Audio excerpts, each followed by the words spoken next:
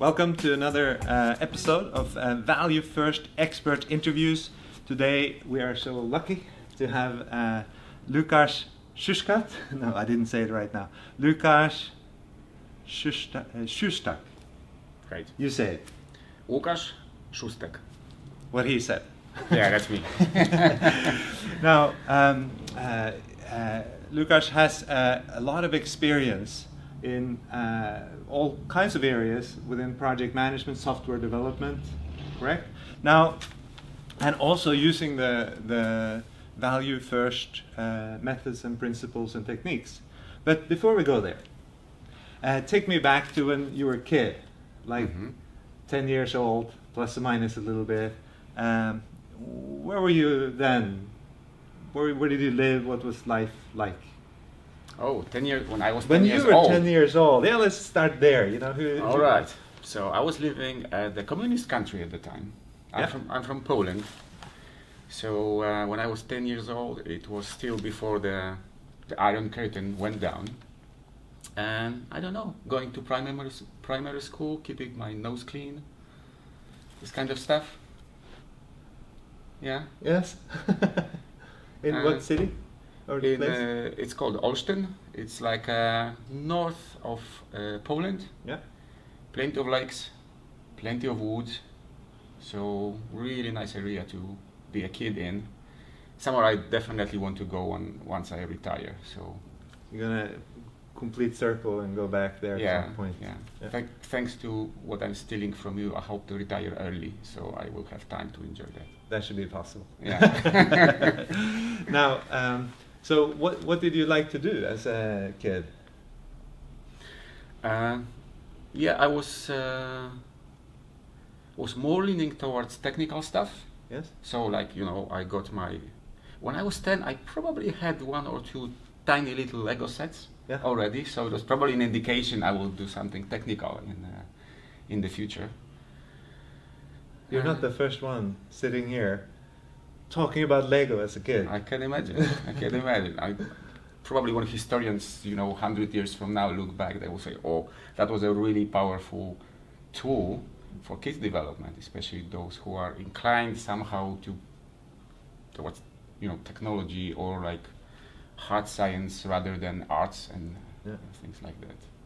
And today Minecraft is a little bit like that, but it's different. It's not physical. It's not right there, and of course it has even more possibilities. Yeah. But it's I think it's influencing a lot of kids, building stuff in Minecraft. I've never made that connection, but it's also blocky a little bit. Lots like of blocks. Yeah, it's not like fine graphics. It's like blocks, like Lego. I'm guilty of spending quite a few hours in Minecraft. Oh, yeah, okay, so you know. Yeah. I also in a way it's similar because I knew you could build quite complicated mechanisms in Minecraft. So actually, I remember I had a period when at the peak of Minecraft popularity that I could spend time on frivolities like this. So, but I remember going back to YouTube or some places and trying to figure out how can you build from the simple blocks a mechanism that is actually does something complicated and meaningful.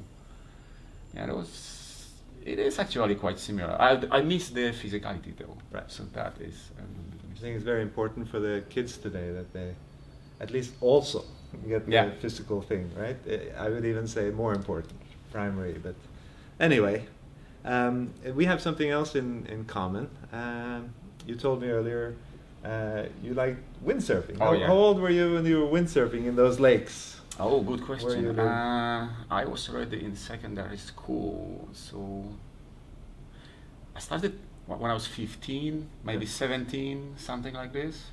Work at this huge board, like 2 people to carry. Actually, I built a little trolley, so I could put like the one end of the board on it and just pull it instead of carrying it. I have built a trolley just like yours.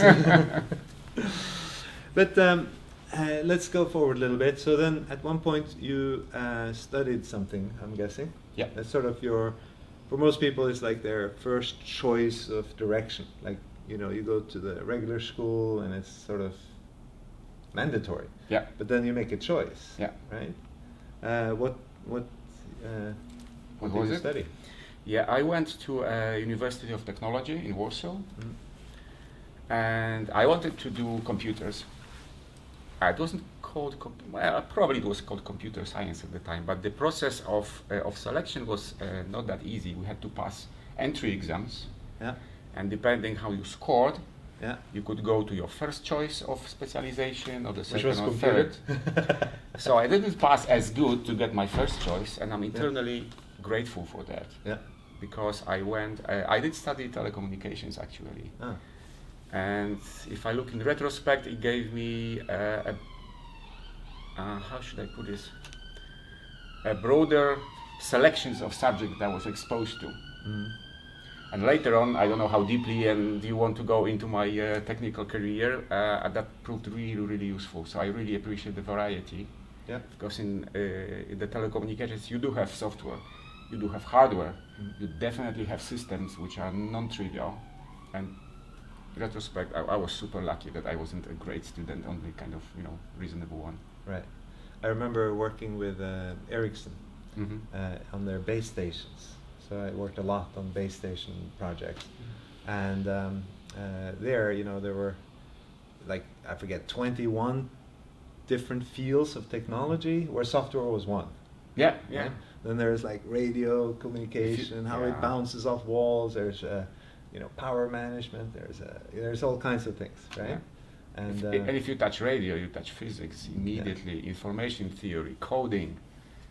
Yeah, it's far from trivial. And it's actually very real-time system. Yes. Yeah. That's I don't have the technical expertise, but I worked a lot helping guys with technical expertise sort of get the direction and get successful projects out. It's very interesting. All right, so now, so you wanted to do computer. Why? Where did that interest from computer come from? Oh, because I had an 8-bit Atari 800 XL, I think, or XE it was called. Yeah. That was fun.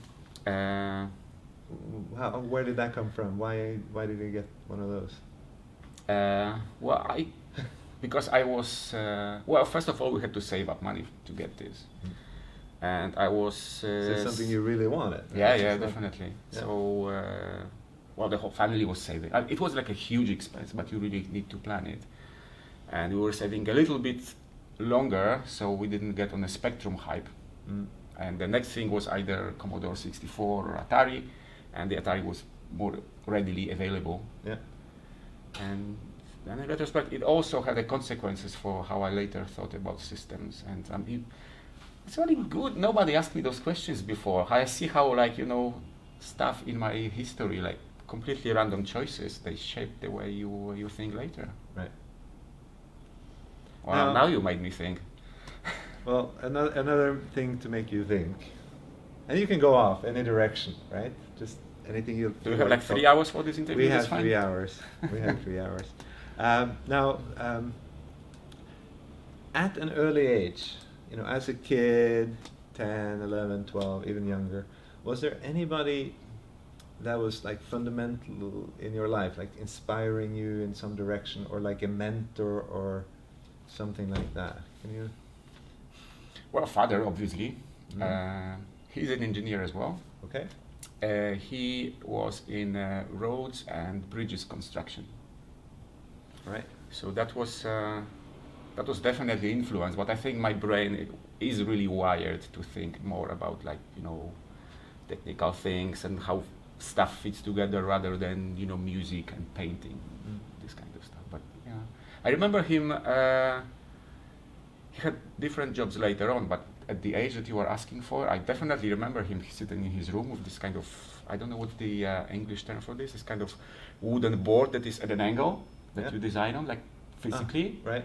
And he had the layers of paper, and then he was physically drawing crossings of roads and dividing profiles. I remember actually a little bit later, probably around the age of 15, I would go with him with this survey equipment that I would be walking with a stick, and he would be looking through something at the stick, and would just do the survey where the road was supposed to be. Yeah.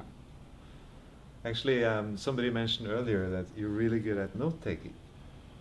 right? Do you have, is that potentially something to do with seeing your father making notes and drawings? Or maybe yeah, I get this remark a lot, and I'm actually surprised that I get this remark because at school we had art class throughout my whole education until the university.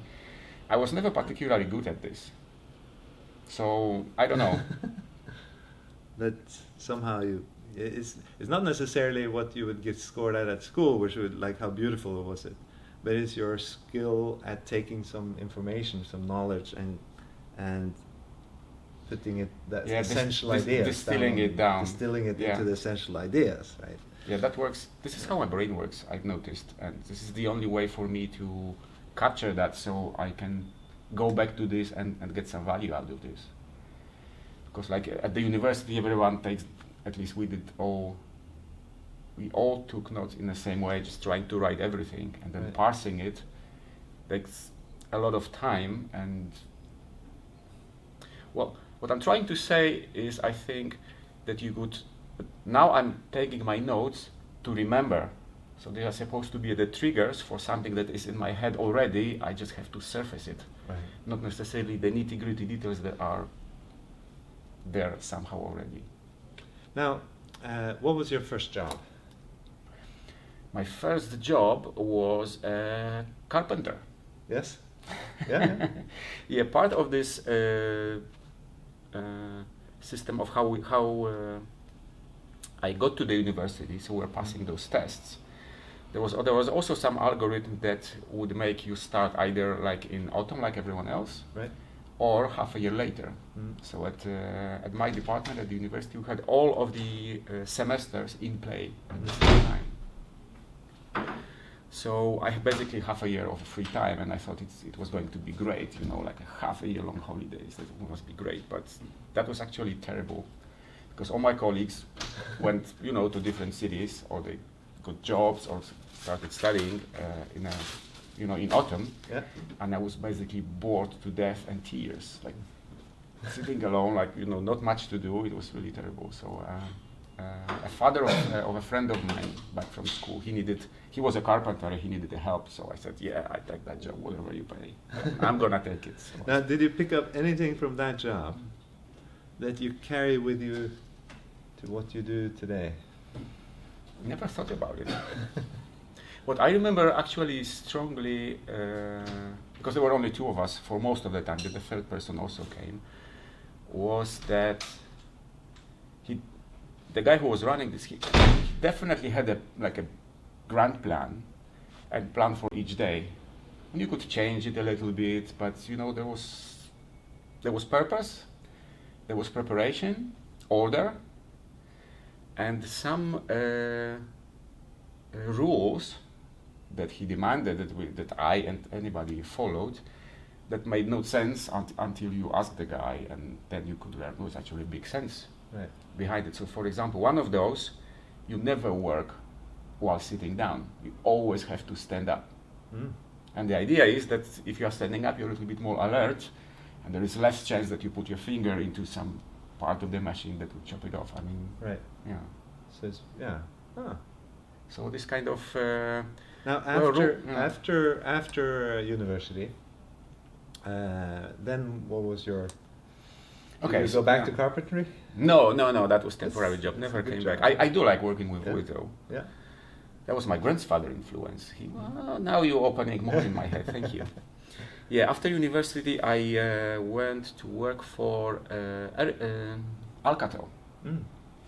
So it was a telecom business. At that time, there was a very big effort. It was AT&T and Alcatel in Poland. They were replacing all mechanical telephone exchanges. Right. So basically, me and another guy, we were the first technical people in this process of replacing a telephone exchange. So we need to go, to the place, see how big it is, how it was constructed, what kind of traffic they have, the numbering plans, basically gathering, like the first people gathering all the data, so the production of the custom exchange could continue. I think I worked there for like 2 years, and after a year and a half I was really bored. It was like really repetitive. I mean, it was fun, but first like 3 or 4 were really a challenge because you can configure it in like an infinite number of ways, but then later patterns emerge. And then you only have fun with like really, I remember 2 cases which are really challenging. One was that the old telephone exchange was crammed in such a small place that we didn't know how to approach, replacing it piece by piece, just physically. Yeah. How to structure it. What can we take away first? So, but that was part of the principle that you're gonna not just take the whole thing out and put a new thing in. You're gonna actually do piece by piece, like what I think. Of it has to be continuously strategy. operating. I mean, Exactly. you cannot cut off people's phones. Right. Yeah. So it was kind of a it would replace.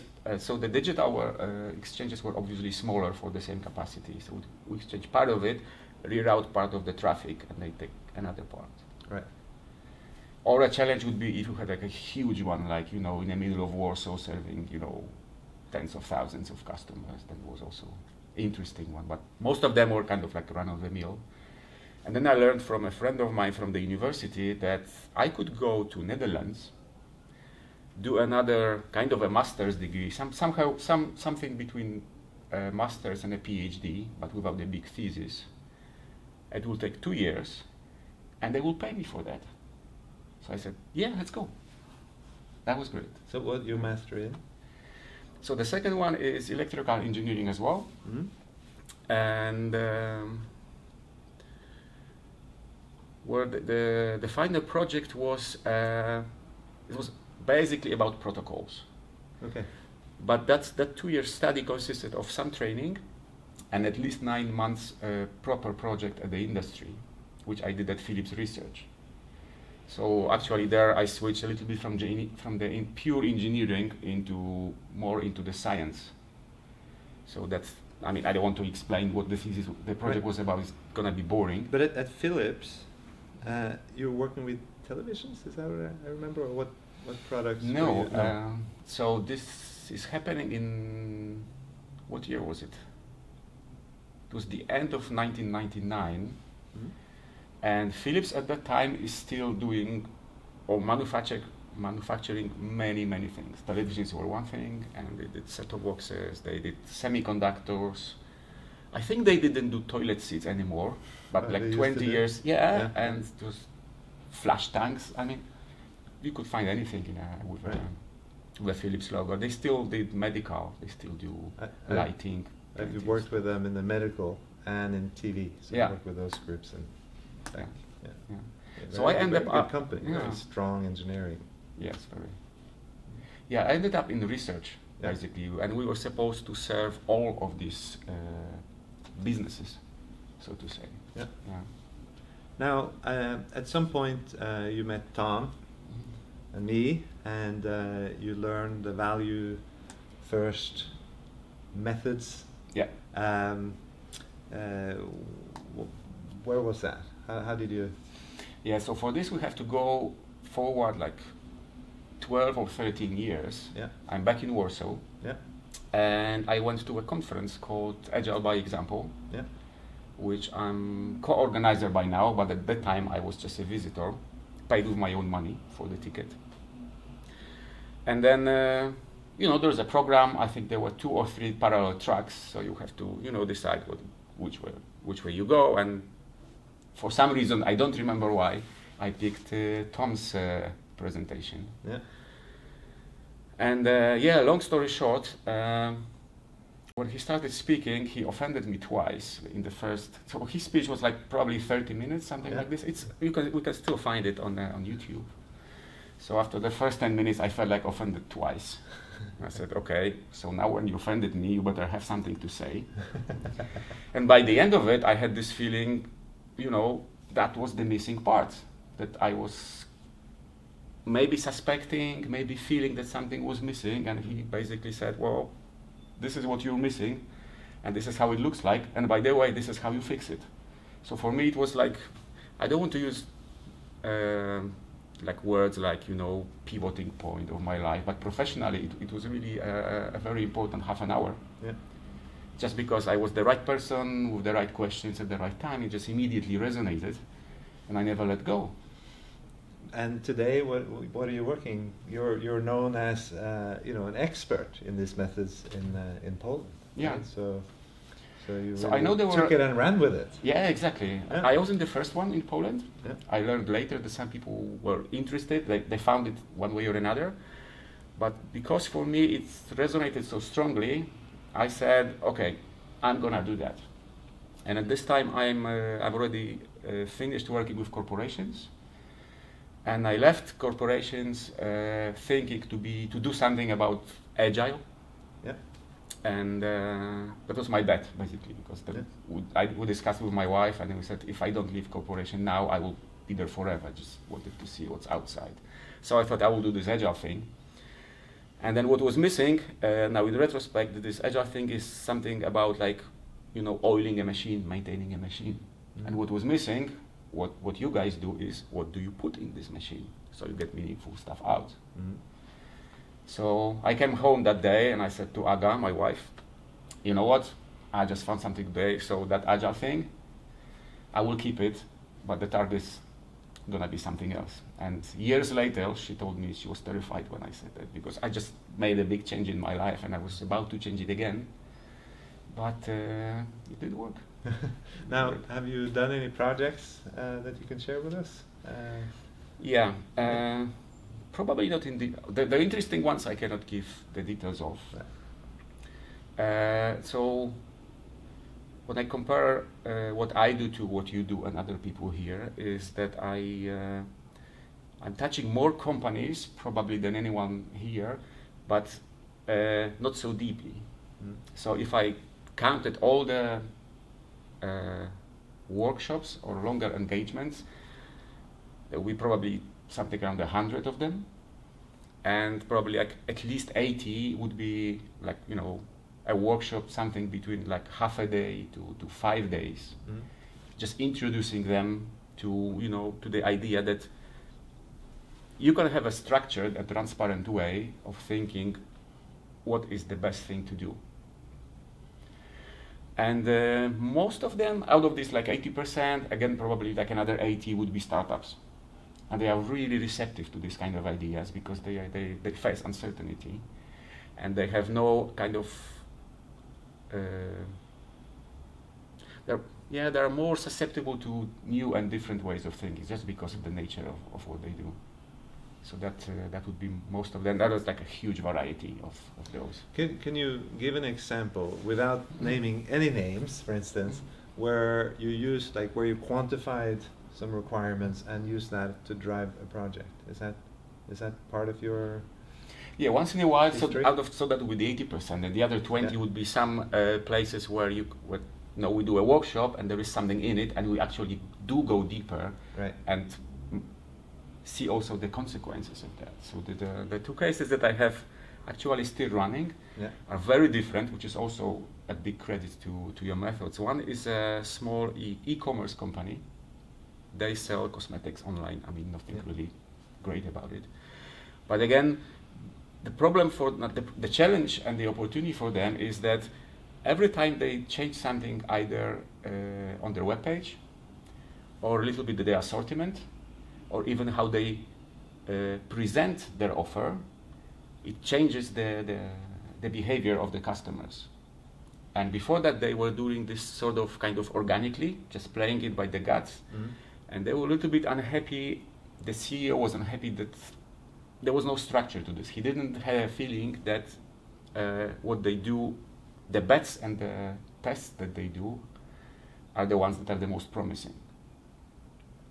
So, that is we are only starting to put this in place, but something that you probably didn't hear from many other people is the kind of a secondary consequences of that. Because if you make them think about what to do and put some transparency onto the table, it surfaces many different aspects they didn't think about. So just help me, did you quantify any values here? Or so for them, the quantification is easy because this is strictly business, right? So they have, the sales funnel. So they attract people by marketing. Then how many convert, the size of a basket, something very normal for them. Right. But what And if they only concentrated on those values that they knew already before, they wouldn't need our help, or my help in this case. When you bring a little bit of a structure and you make them think deeper about this, what your method require, they uncover, for example, this case, they uncover that in order to do a meaningful experiments, they have to fix how the team communicates and is organized. So we started actually from your methods, we put them on hold because they showed as an organization we are not ready yet for this. So they came back and for like 3 months we were fixing the team, coordination, and now we are back into your tools, but the ground and the foundation is set. Now we can really make them work. Nice. Yeah. And you're in the middle of this now. So. Yes, so I'm basically supporting them. We meet like every week, every 2 weeks for a full day, and I see them basically progressing really fast, just because they have more clarity. It's like really super important. Another case that I can share is a bigger company. It's like 80 people on 2 continents, and there we started introducing. First, we did a trial with one team, and and the COO said, "Yeah, seems kind of work. Let's apply it to the company strategy." So the interesting thing that came out of here, again, they have on the strategy level, the drivers for them, they are software as a service company, are not that surprising. This is a set how the software as a SaaS companies are valued on the market. But how this translates to changes in the product that they should make, that is now a challenge. And again, we are slowly trying to figure out how, if we tweak something on the product, how it influences the business. Yeah.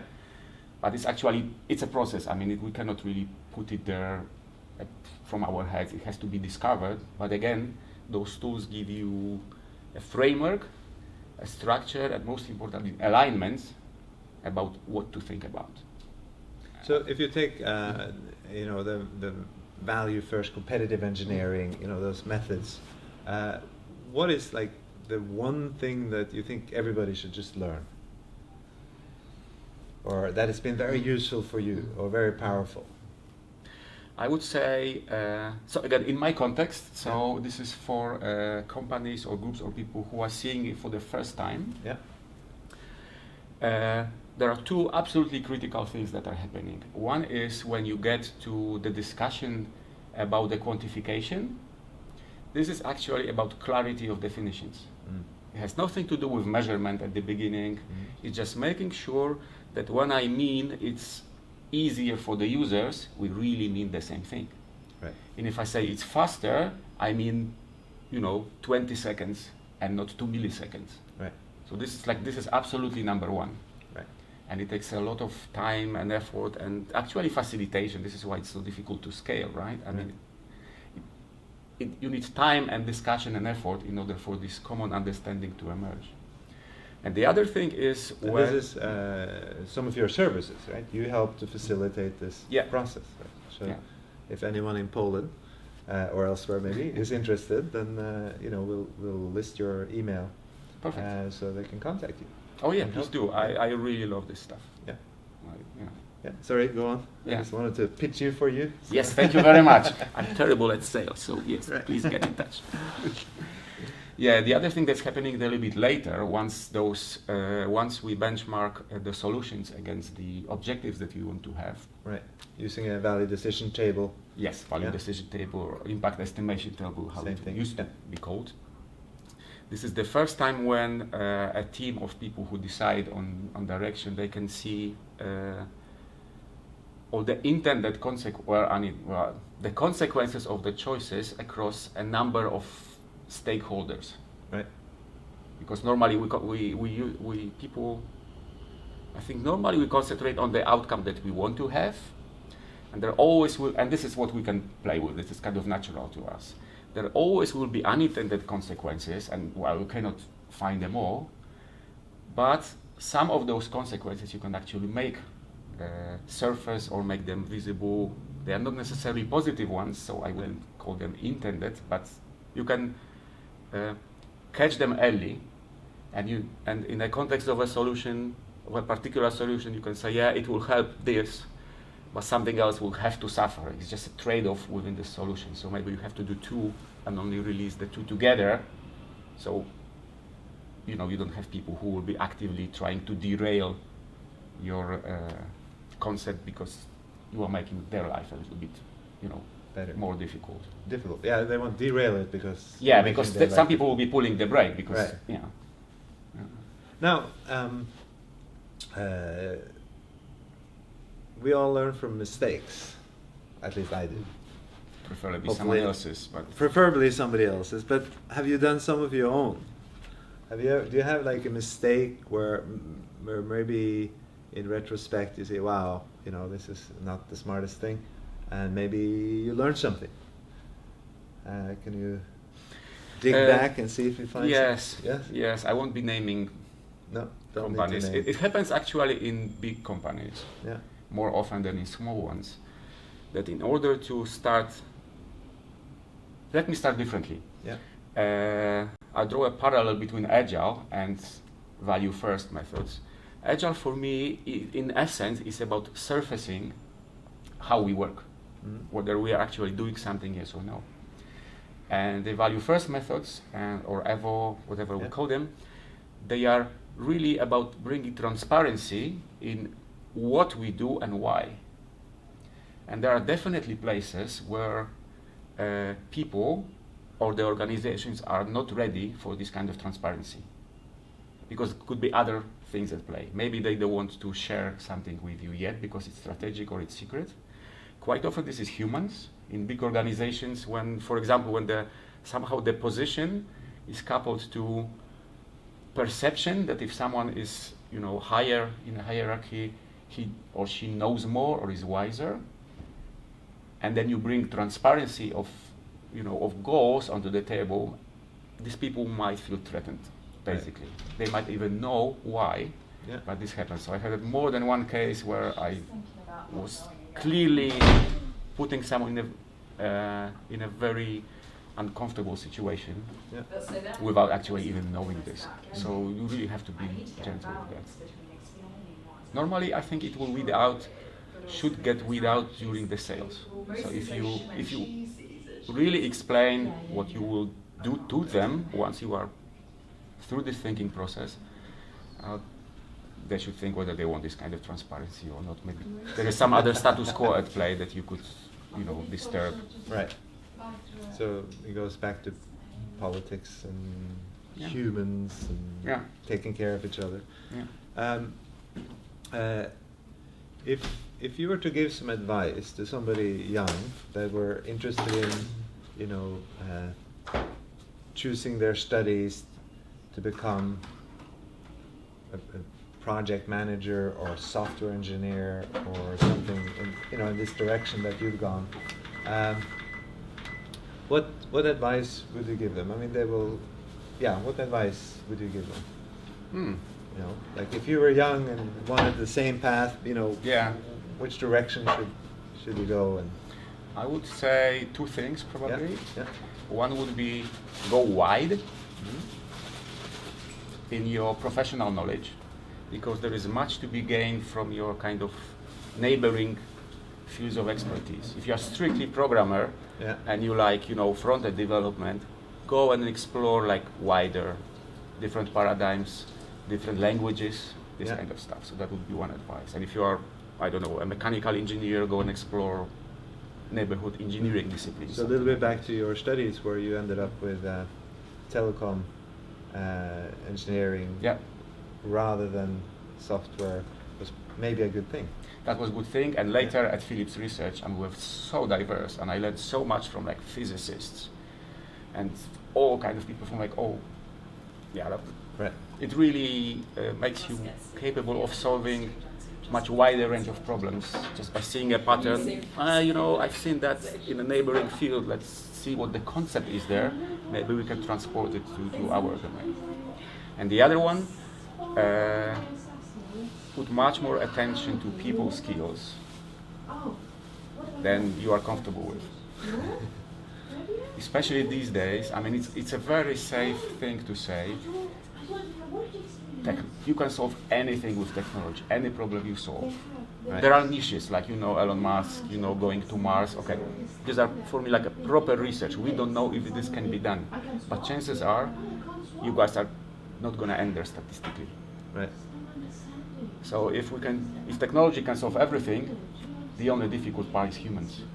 And for me, it was like a big effort and a lot of sweat and tears to shift that focus, to start get better at facilitation, interacting with people, communicating.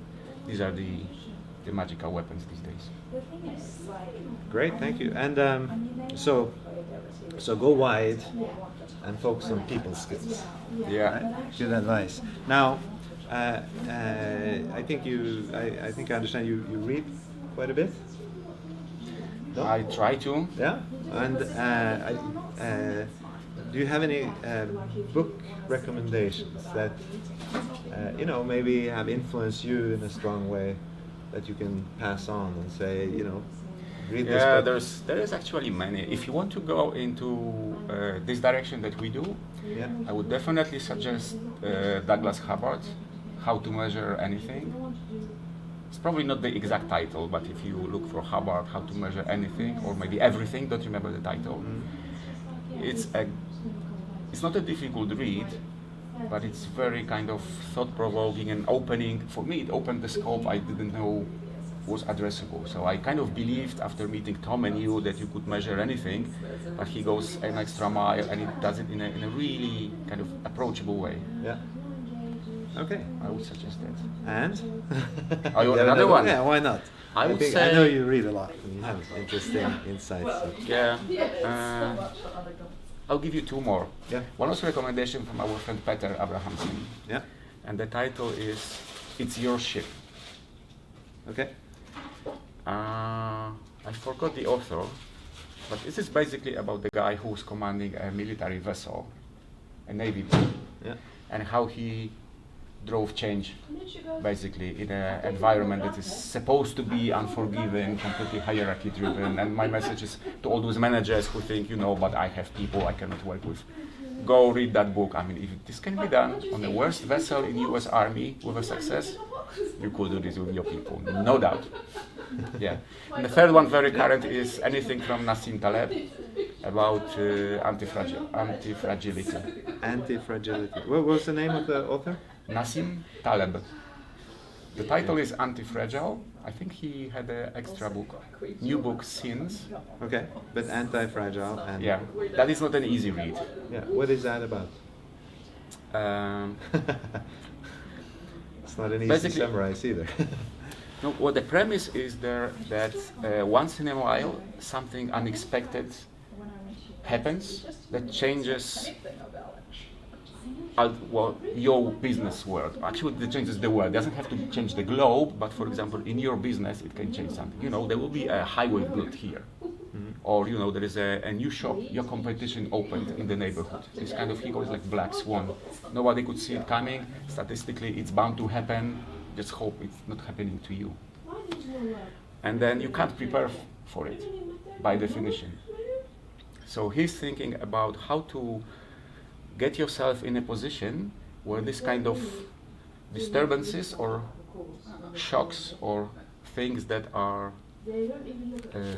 damaging your business or whatever that you do strengthen actually you as a, for example, business. So he doesn't give a lot of examples. If you want examples, you should look up Donald Reinertsen. He's transferring information or the theory actually that Taleb develops. He's a financial person, so in financial world, it has to do with the option pricing. Basically, you have asymmetric payoff if you are dealing with options on a stock market.